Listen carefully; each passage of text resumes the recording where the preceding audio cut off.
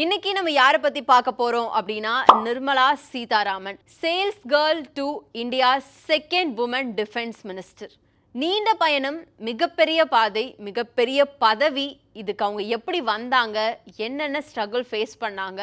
It's no more facts about Nirmala Sitharaman. 1959ல மதுரையில் பிறக்கிறாங்க. அப்பா ரயில்வேஸில் இருக்கிறதுனால ஒரே ஸ்கூலில் ஸ்கூலிங் முடிக்க முடியலை, ஷிஃப்ட் ஆகிட்டே இருக்காங்க.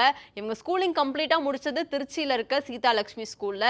இவங்களோட 21 வயசில் ஜவஹர்லால் நேரு யூனிவர்சிட்டியில் எக்கனாமிக்ஸில் பிஜி பண்ணுறாங்க.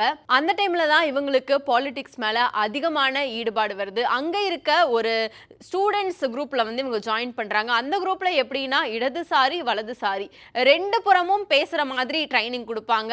ஸோ அதில் இவங்க ஜாயின் பண்றாங்க. ஆனால் அதில் இவங்க ஜாயின் பண்ணதுக்கு அப்புறமும் இவங்களுக்கு இருந்த ஒரு சேலஞ்ச், அதாவது இவங்களுக்கு வந்த ஃபர்ஸ்ட் சேலஞ்ச்னே சொல்லலாம் லைஃப்ல. அது என்ன அப்படின்னா ஹிந்தி.